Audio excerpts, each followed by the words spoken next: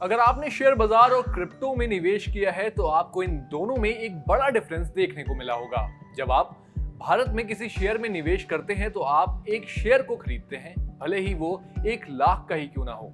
आपको उस एक शेयर को खरीदने के लिए पूरे 1 लाख रुपए देने पड़ते हैं। लेकिन क्रिप्टो के साथ ऐसा नहीं है। आप 20 लाख के एक बिटकॉइन में 100 रुपए से भी निवेश शुरू कर सकते हैं। ऐसे में आपको 100 रुपए की वैल्यू के बराबर एक बिटकॉइन का कुछ हिस्सा मिल जाता है। लेकिन अब आप भारतीय शेयर बाजार में भी इसी तरह निवेश कर सकेंगे, यानी आपको 1 लाख रुपए का शेयर खरीदने के लिए 1 लाख रुपए की जरूरत नहीं होगी, बल्कि आप कुछ हजार रुपयों में ही एक शेयर का कुछ हिस्सा खरीद सकेंगे, जिसे कहते हैं फ्रैक्शनल शेयर। आपको बता दें कि सीएनबीसी की एक रिपोर्ट के मुताबिक अब सेबी और कॉर्पोरेट अफेयर्स मंत्रालय इस बात पर चर्चा कर रहे हैं, जिसके बाद फ्रैक्शनल शेयर्स को इंट्रोड्यूस किया जा सकता है।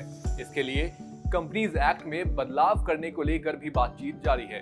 इसके लिए सेबी की मिनिस्ट्री ऑफ कॉर्पोरेट अफेयर्स के साथ भी बातचीत जारी है। बता दें कि कंपनी लॉ कमेटी ने पिछले साल फ्रैक्शनल शेयर्स की शुरुआत की बात कही थी। वहीं अगर फ्रैक्शनल शेयर्स को इजाजत मिलती है तो इससे बाजार में लिक्विडिटी बढ़ेगी, साथ ही रिटेल निवेशकों के पास महंगे शेयर्स को आसानी से खरीदने का मौका भी मिलेगा और ऐसे में मार्केट में लोगों की भागीदारी भी बढ़ेगी। तो चलिए अब एक नजर फ्रैक्शनल शेयर्स के करंट सिनेरियोस पर भी डाल लेते हैं। तो आपको बता दें कि मौजूदा समय में फ्रैक्शनल शेयर्स से जुड़ा कोई नियम नहीं है और ना ही सेबी और मिनिस्ट्री ऑफ कॉर्पोरेट अफेयर्स के पास मौजूदा नियमों के तहत फ्रैक्शनल शेयर्स जारी करने की इजाजत है।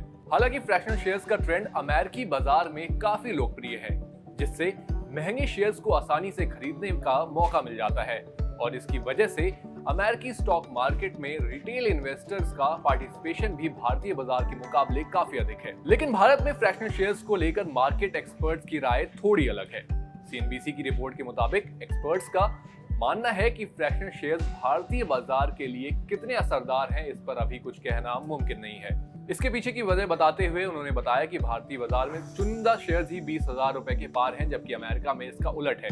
वहां शेयर्स की कीमत काफी अधिक है, जिसकी वजह से फ्रैक्शनल शेयर्स का कॉन्सेप्ट अमेरिका में कारगर साबित होता है। वहीं अगर भारत की बात करें तो सिर्फ एमआरएफ की कीमत 1 लाख रुपए के करीब है। एमआरएफ के अलावा सिर्फ Page Industries, Honeywell Automation, Shree Cement, Abbott India और नेस्ले इंडिया जैसे कुछ चुनिंदा शेयर्स की कीमत ही 20,000 रुपए से लेकर 50,000 रुपए के बीच है। अब ऐसे में भारत में अगर फ्रैक्शनल शेयर्स का कॉन्सेप्ट आता है तो ये कितना कारगर साबित होगा, ये तो वक्त ही बताएगा। आपकी फ्रैक्शनल शेयर्स पर क्या राय है, हमें कमेंट बॉक्स में जरूर बताएं। साथ ही अगर आपको ये वीडियो पसंद आई है तो इसे भी लाइक, कमेंट और शेयर करना ना भूलें और देखते रहें जागरण।